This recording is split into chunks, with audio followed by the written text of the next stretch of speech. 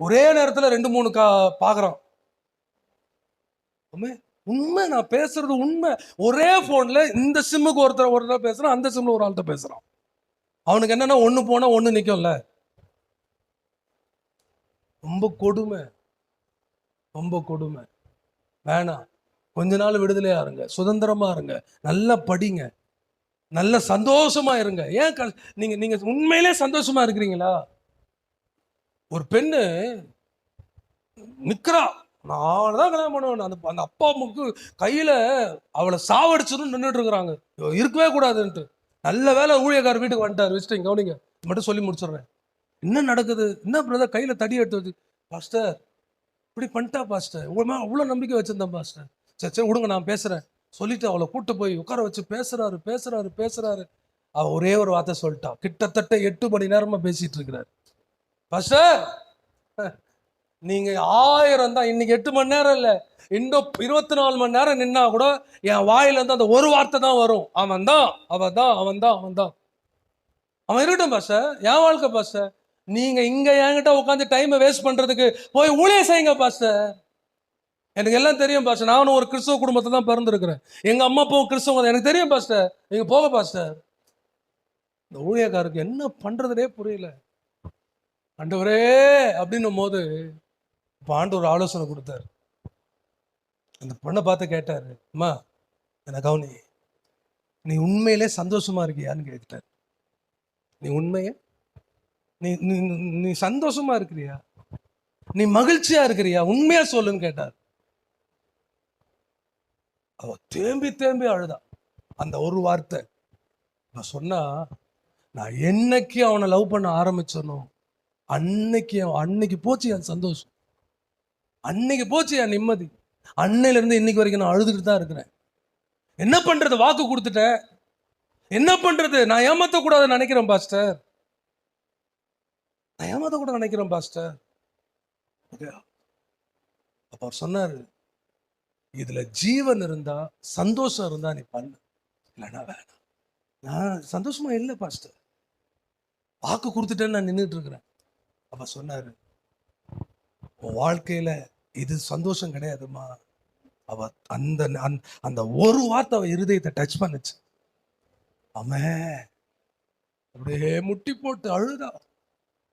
Uncle எனக்காக ஜெபம் பண்ணுங்க அங்கிள், எனக்காக ஜெபம் பண்ணுங்க அங்கிள்.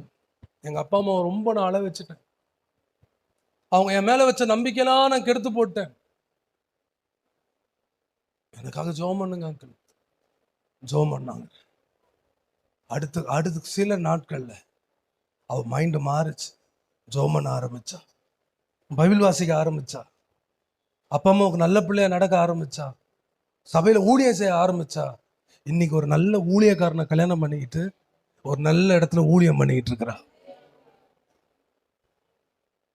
நான் கேட்கிறேன், நீ ஆண்டவருக்காக ஊழியம் பண்ண போறியா, இல்லை எங்கேயாவது போய் 10 பாத்திரம் தேய்க்க போறியா? பெற்றோரை மட்டும் அழ வச்சிடாத. உன் பெற்றோர் சந்தோஷமா இல்லாம உன்னால சந்தோஷமா இருக்க முடியாது.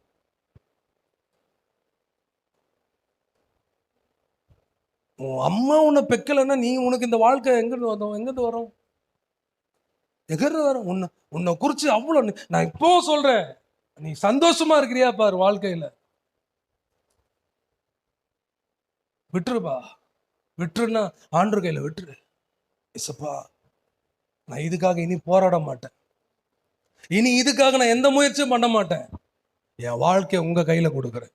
உமக்கு அவருக்கு சித்தமானது அவர் கரத்தினால்.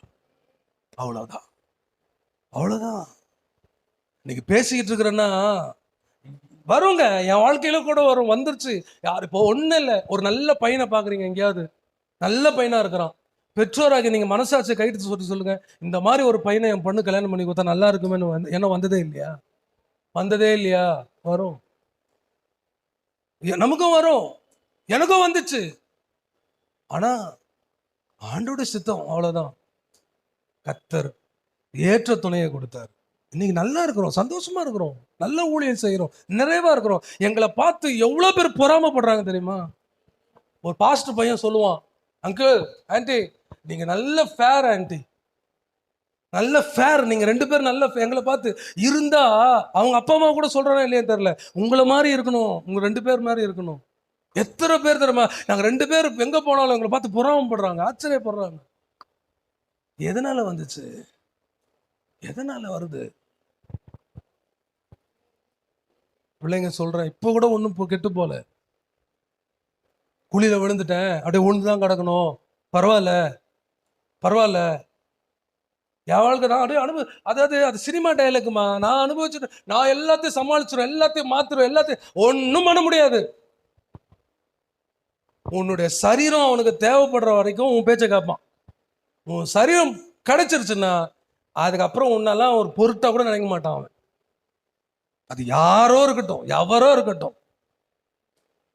தயவு செஞ்சு சொல்றேன், ஆண்டவர் கையில ஒப்பு கொடுங்க, கர்த்தர் கையில கொடுங்க. பெற்றோர் உங்க பிள்ளைகளுக்காக ஒரு நல்ல ஜெபம் பண்ணுங்க. டெய்லியும் பிள்ளைங்க தலை மேல கை வச்சு அந்த அந்த எண்ணெல்லாம் வரும் பிள்ளைங்களுக்கு, அந்த சிந்தெல்லாம் வரும். ஆமென் ஆமென். இன்னைக்கு பெற்றோர்கள் பிள்ளைகளை வெளியே அனுப்பிட்டு, அதுவும் பொம்பளை பிள்ளைங்களை வெளியே அனுப்பிட்டு வயிற்றுல நெருப்ப கட்டிக்கிட்டு இருக்கிறாங்க வீட்டில். நீங்க பத்திரமா என் பிள்ளை வீட்டில் வந்து சேர்ந்ததுக்கு அப்புறம் தான் அவங்களால நிம்மதியாவே இருக்க முடியுது. ஆனா உங்களுக்கு அதெல்லாம் பிரச்சனையே கிடையாது. அல்லேலூயா. பசங்களுக்கு சொல்றேன், படிக்கிற போய் டிஸ்டர்ப், அவ படிக்கணும், அவ பெற்ற மேல ஒரு பெரிய வச்சிருக்கான். உனக்கு பிடிச்சிருக்கா, உனக்கு பிடிச்ச தப்பு பண்ணாது. எனக்கோ நோ தெரியல, யூத் மீட் மாதிரி மாறுது. ஓ ஜீசஸ், தயவு செய்து உன்னாலேயே ஒரு பெஸ்ட், உனக்கு உன் பார்வைக்கு பெஸ்டா உன்னால தெரியும் அப்படின்னா ஆண்டவருக்கு இதை விட பெஸ்டா கொடுக்க முடியாதா? சொல்லு. ஹலோ, பெஸ்டா தெரியுது, ஆனா அவரு இருக்கீங்களா, எனக்கு ஆல்டோ போதும் பாஸ்டர், நான் என்ன பண்றது, நான் உன் கரகம் அங்கதான் முடியணும்னா நான் முடியும். இன்னொரு சத்தத்தை உனக்கு உங்க வாழ்க்கையை மாத்திக்கங்க. பாக்குறீங்களா, அப்பா அம்மாவை பாக்குறீங்களா, எப்படி ஆண்டவர் வச்சிருக்கிறாரு பாக்குறீங்களா, இவ்வளவு மதிப்பு மாதிரி.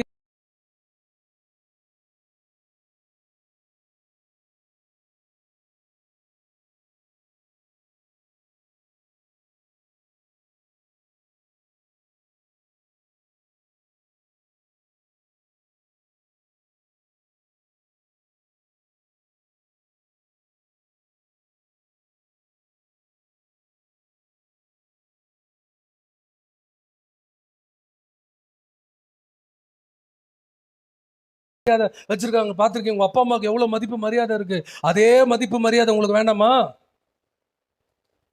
சொல்லுங்க. ஆமே. ஏன் அந்த அந்த அந்த படிக்காத மனுஷன் ஏன் ஓடுறான்? ஏன் அந்த அம்மா உனக்காக இவ்வளவு பிரயாசப்படுறாங்க? யாருக்காக? நீ என்ன செய்ய போற உங்க அப்பா அம்மாவுக்காக? நீ என்ன பண்ண போற? அவங்க ஓடி ஓடி உழைச்சு கஷ்டப்பட்டு உன்னை ஆளாக்கி படிச்சு உன்னை இவ்வளவு இந்த நிலைமை கொண்டு வந்துட்டாங்க. நீ என்ன அவங்களுக்கு திருப்பி கொடுக்க போற? இனிமே என் வாழ்க்கையை நான் பாத்துக்கிறேன். அல்லேலூயா. ஞானத்தை கேளுங்க. என்ன வேணும்? ஞானத்துக்கு. இந்த இந்த விஷயத்துல எனக்கு ஜீவன் இருக்குதா, சமாதானம் இருக்குதா, நிம்மதியா இருக்கிறேன்னா போச்சே. ஓ ஜீசஸ், கிருபை தாங்கப்பா, கிருபை தாங்கப்பா. இந்த வசனம் எல்லாம் பிள்ளைங்க இருதயத்துல பிசாசு திருடிடக்கூடாது ஐயா. சந்தோஷமா இருக்கிறதுக்கு தான் வாழ்க்கைங்க. ஆரம்பத்திலே கண்ணீர் வேதனை என்னது? சொல்லுங்க. ஆமே ஆமே. ஜீசஸ், அப்படியே கண்ணை மூடி ஒரு நிமிஷம் அப்படியே ஜெபம் பண்ணோம். ஏசப்பா, தயவு செஞ்சு ஜெபம் பண்ணுங்க. பிள்ளைங்க அப்படியே சின்ன பிள்ளைங்க மாத்திரம் தயவு செஞ்சு கொஞ்சம் நீங்க மட்டும் எளிமை நில்லுங்களேன். இந்த வாலிப பிள்ளைங்க மட்டும் எளிமை நில்லுங்களேன். இந்த வாலிப பிள்ளைங்க மட்டும் எளிமை நில்லுங்களேன். வாலிப பிள்ளைங்க மட்டும். இயேசுவே, இயேசுவே, உங்க கண்ணுக்கு முன்னாடி அந்த அம்மாவை கொண்டு வந்து பாரு. உன் கண்ணுக்கு முன்னாடி அந்த அப்பாவை கொண்டு வந்து பார். அவங்கள உன் வாழ்க்கையினால அவங்க தலையை நிமிர பண்ண போறீங்களா? இல்ல ஏற்கனவே பேச ஆரம்பிச்சுட்டாங்க. எல்லாருமே ஏற்கனவே பேச ஆரம்பிச்சுட்டாங்க. இப்ப கூட நீ பிடிவாதமா தானே இருக்கிற. கட்டனா அவ்வளவுதான், அவனதான். இல்லைன்னா எனக்கு வாழ்க்கையில திருமணன்றதே வேண்டாம், கல்யாணன்றதே எனக்கு வேணாம். அவ்வளவு பெரிய தியாகியால நீ இருக்காதம்மா. இயேசுவே, என்ன பண்ண போறீங்க? இந்த அம்மா அப்பாவுக்காக என்ன செய்ய போறீங்க? ஜெபம் பண்ணு, வாய் திறந்து ஜெபம் பண்ணு.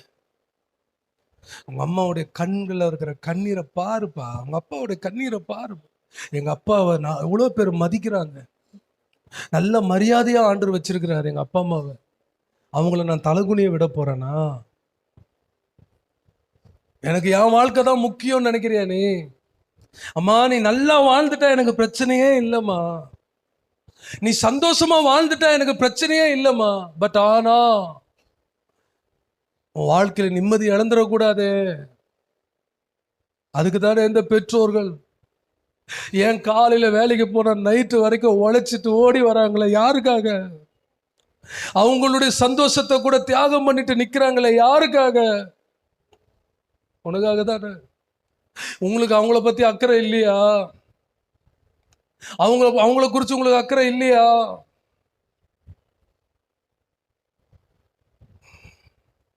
நீ சரியானதை தான் தேர்ந்தெடுத்திருக்கிறியா? அப்படின்னா நீ சந்தோஷமா இருக்கிறியா? மகிழ்ச்சியா இருக்கிறியா?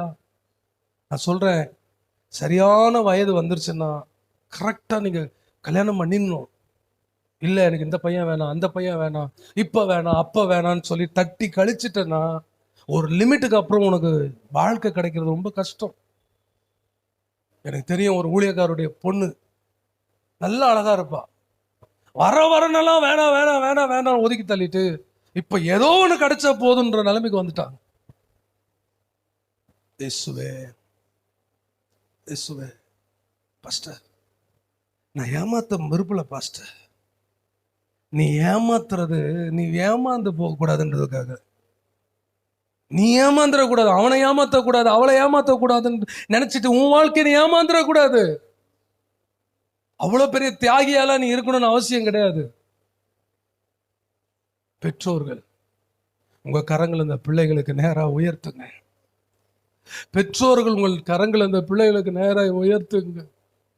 எத்தனையோ ஊழியம் செஞ்ச பிள்ளைங்க, சண்டே கிளாஸ் எடுத்த பிள்ளைங்க, சபையில சங்கீதம் வாசிச்ச பிள்ளைங்க இப்படி ஒரு தவறான முடிவு எடுத்து இன்னைக்கு எங்கேயோ போய் கஷ்டப்பட்டுட்டு கிடக்குறாங்க. நான் பார்க்கிறேன், நான் மாத்திருவேன் பாஸ்டர், அவரை கர்த்தர்கிட்ட கொண்டு வந்துருவோம் பாஸ்டர். கடைசியில் இவங்க தான் போயிட்டாங்க.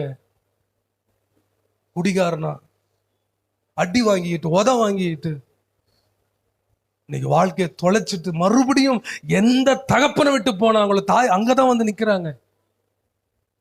வேணாம்பா, இங்க இருக்கிற ஒரு பிள்ளைங்களுடைய வாழ்க்கை கூட இப்படி இருக்கக்கூடாது. இங்க இருக்கிற ஒரு பிள்ளைங்களுடைய வாழ்க்கை கூட இப்படி இருக்கக்கூடாது.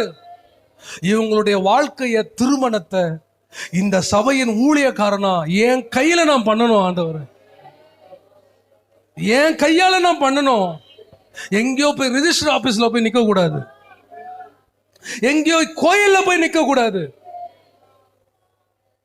தேவனுடைய ஆலயத்துல பரிசுத்தவான்கள் மத்தியில ஆண்டவர் இங்க நியமிக்கப்படணும். உதவி செய்யுங்க. நான் கேட்கிறேன், உங்க திருமணம் உங்க பெற்றோருடைய சம்மதத்தோடு, உங்க ஊழியக்காரனுடைய ஆசீர்வாதத்தோடு, கர்த்தருடைய விருப்பத்தோடு நடக்கணுமா? இல்ல எங்கேயோ ரிஜிஸ்டர் ஆபீஸ்லயோ இந்து கோயில்லையோ இல்ல எங்கேயோ நடந்தா, எனக்கு கல்யாணம் நடந்தா போதும்.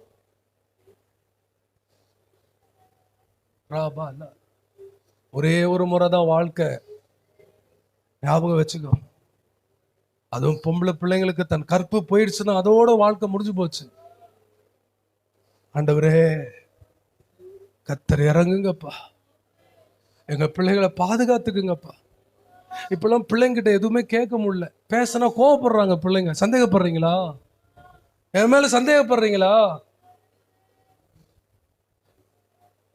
இவ்வளவு வீட்டு வேலை செய்யறதும் கூலி வேலை செய்யறதும் கடினமா உழைக்கிறதும் இந்த பிள்ளைகளுக்காகத்தான் ஆண்டவரே. இயேசுவே கிருபை தாங்கப்பா. சோபனுங்க எங்க பெற்றோரை நாங்க எந்த விதத்திலும் நாங்க இழந்துடக்கூடாது. காத்துக்கொள்ள உதவி செய்யுங்கப்பா. தாழ்த்துக்கிறோம். மற்றவங்க எளிமை நில்லுங்க. எல்லாரும் எளிமை நிற்போம் ஆண்டவர் சமூகத்துல. எனக்கு ஒரு இன்னைக்கு ஞானத்தை குறிச்சு நாங்க பேசியிருக்கோம். ஆமாப்பா, எனக்கு ஞானம் வேணும்ப்பா. ஞானம் இல்லாததுனால தான் இன்னைக்கு என் குடும்பத்துல இவ்வளவு கஷ்டப்பட்டுட்டு கிடக்குறோம். நாங்க ஞானத்தை கொடுங்க ஆண்டவரே. வந்ததெல்லாம் எங்க வீட்டுக்காரர் என்னவோ செலவு எல்லாம் சம்பாதிச்சான் கொடுத்தாரு. ஆனா நான் தான் எல்லாத்தையும் செலவு பண்ணிட்டேன். என் மனைவி அப்பவே சொன்னா, அங்க எடுத்து வைங்க எடுத்து வைங்க, எனக்கு கேட்கல, எல்லாத்தையும் கொடுத்தேன். இன்னைக்கு எனக்கு கொடுக்கறதுக்கு யாருமே இல்லை. ஆடம்பரம் ஆடம்பரம் ஆடம்பரம். ஒரு ட்ரெஸ் எடுக்க போய் 10 ட்ரெஸ் எடுக்கிறது ஆடம்பரம். சேமிப்பை விட செலவு தான் அதிகம். இயேசுவே இறங்கும் ஆண்டவரே, மன்னியும் ஆண்டவரே. தேவனுக்கு பயந்து தீமையை விட்டு விலகணும். கடுமையான வார்த்தைகளை வீட்டில் பயன்படுத்தாதீங்க. மெதுவான பிரதித்திரம். ஒரு கோபத்தை எப்படி தணிக்கிறது, எப்படி தணிக்கிற மாதிரி பேசுறது. நான் அடிக்கடி சொல்லுவேன், நான் கோபமா இருக்கும் போது என் மனைவி எனக்கு ஈக்குவலா கோபமா பேச மாட்டாங்க. 2 பேரும் கோபப்பட்ட என்னங்க ஆவறது? விட்டு கொடுத்து போங்க. ஆண்டவரே, எங்க குடும்பத்தை என்னவோ தெரியல, நான் 3 வாரமா ஆண்டவர் குடும்பத்தை குறிச்சு பேசிக்கிட்டே இருக்கிறாரு. கர்த்தர் உங்க குடும்பத்தை ரொம்ப நேசிக்கிறார் ஆண்டவர். எனக்கு தானே ஒரே ஒருத்தர் இதை கேட்டு உங்க வாழ்க்கை மாறுச்சுன்னா அதை விட எனக்கு பெரிய சந்தோஷம் எதுவுமே இல்லை எனக்கு. ஆண்டவரே, உமக்கு ஸ்தோத்திரம், தாழ்த்துகிறோம் இயேசுவின் நாமத்தில் பிதாவே, ஆமென். கர்த்தர் கொடுத்த அந்த நல்ல வார்த்தைகளுக்காக எல்லா கர்த்தரை ஸ்தோத்திரம் பண்ணுவோம். ஸ்தோத்திரம் ஸ்தோத்திரம். நம்முடைய காணிக்கை, நம்முடைய தசம பாகங்களை நம்ம கையில எடுத்துக்குவோம். நம்ம ஆண்டவருக்காக நம்ம கொடுக்க